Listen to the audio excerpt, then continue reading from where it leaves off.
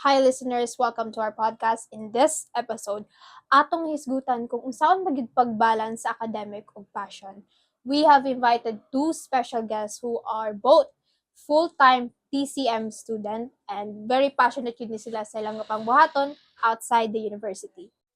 Now let me introduce Shelo Marie Apag, a taekwondo athlete who just recently won one gold, one silver, two bronze medal in Korea last August 2024. Now, ang ikaduwa nga special guest is si Faith Maika Daanoy, who crowned recently as Binibining Libuna 2024.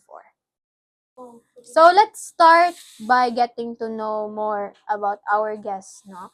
So, mag-start ta kang Shelo, may Marie Apag.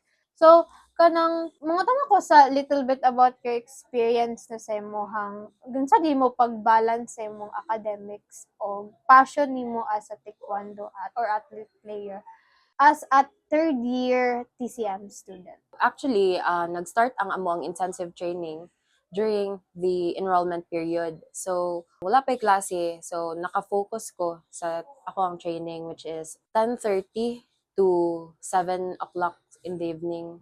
So, whole day jud na, more na ang akong routine sa una. We flew to Korea.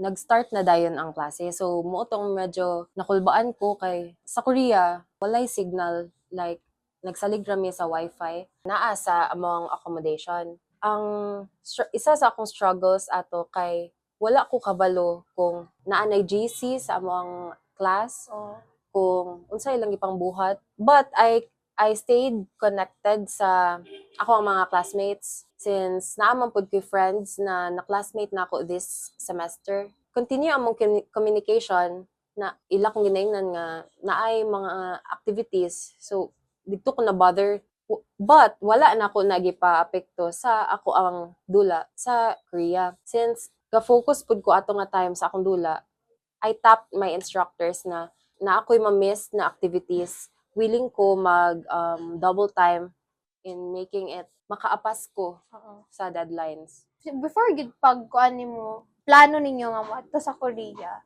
Gyud sa nimo pag-decide sa imong kaugalingon bitaw. Adto ba ka sa Korea? Willing ba nimo i-take risk imong academics? Abi jud na ako nga dili maapektuhan akong klase since nag-expect jud pud me na ang balik sa klase sa USTP is September pa or maybe last week of August.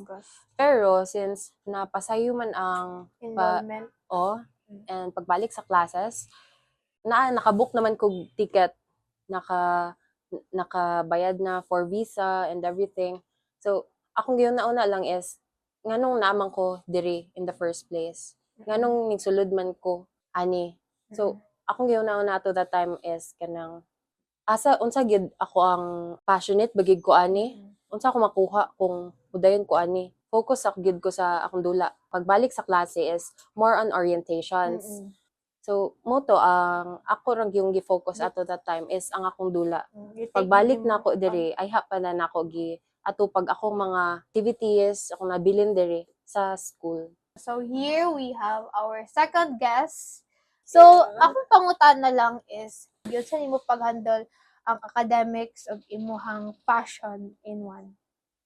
So, during beauty pageants, the pressure are very good na siya kay the people magud sa amo dito sa barangay, they was expecting too much ako out. The pressure kog ayo kay it makes me feel so hard to manage my beauty pageants journey into over my academics. As a communication student, dahang kitag pangbuhaton more on videos, like wala gamay na kay time to do some joining rehearsal. So, nag-approach ko sa mo ang pageant organizer that na di ko ka-feel ani na rehearsal yun na nakoy klase. So, which is, I'm so lucky kay gisubot na po sila sa ako ang request na di ko maka-join ana na rehearsal. Kay, lisod po guys tanan like, unahon ako ang pageants. I always join several beauty pageants, but it depends sa akong schedule po sa school because I'm more into focusing on my studies over my pageant journey. Kay feeling ako makahulot man na ang journey nako sa pageants. But kunang murag lisod bitaw kay makagraduate, like wala kay diploma na mahawiran. So magana akong goal then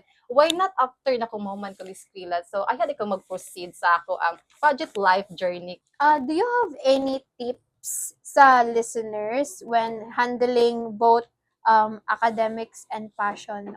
Isa sa akong mahatag na tips sa akong fellow students is to manage your time. Isa mo jud na siya ang pinaka-importante, especially if you are a student athlete who's been juggling their training schedule and their academics. Lisod siya, pero if kabalo ka nga passionate ka sa imong mga gabuhaton, naa kay goal gyud, makuha gyud na nimo if you put your heart sa anang imong ginabuhat. Since what I have mentioned earlier na I'm always into academics with first akong ginauna over sa akong pageant. So, why not is it aside sa nako ang pageant? After na din sa akong midterm, I had to mag-proceed kay, although maka-excuse ka sa school, pero we are into university school biya. So, bawal gina siya ang mag-excuse unless kung valid yun yung reason. Pero kay pageants matog i-apil-apilan, so di na siya valid. So, ang akong gibuhat, nag-exam ko first, before ko nag-go sa among rehearsal, kay among rehearsal mo po to that time kay gabi. So, lucky na kistaran ko kay gabi among ang rehearsal, pero dito ko ga-struggle sa pag-study nako kay ga-study ba pud ko sa pageant nako sa mga Q&A, kay lisod kay maulawan sa tunga dito. Like, hadlok kay saran kay people ba kay kuan na sila, criticism has always been there biya. So, giuna gid nako ang midterm exam over sa ako ang mga rehearsal, mga some errands sa life. Thank you for the tips. Mara naging siya tips ako ano. So thank you for the tips and advice sa inyong passion between academics.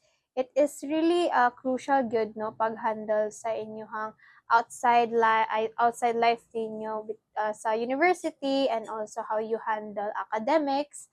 And thank you sa inyong mga tips. I hope the listeners if nakarelate man sa patong mga pageant nila or mga athlete player, I know medyo lisod gyud ang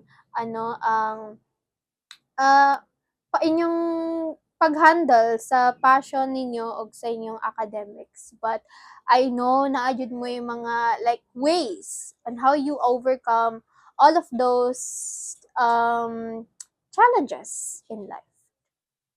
So that ends our podcast. No, thank you so much, Thank you, guys, Thank for you. joining our podcast. Thank you so much. I will apply, and also for everyone.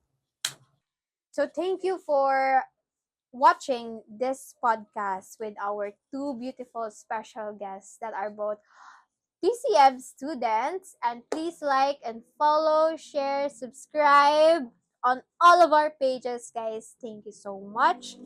And that ends our podcast. Bye-bye.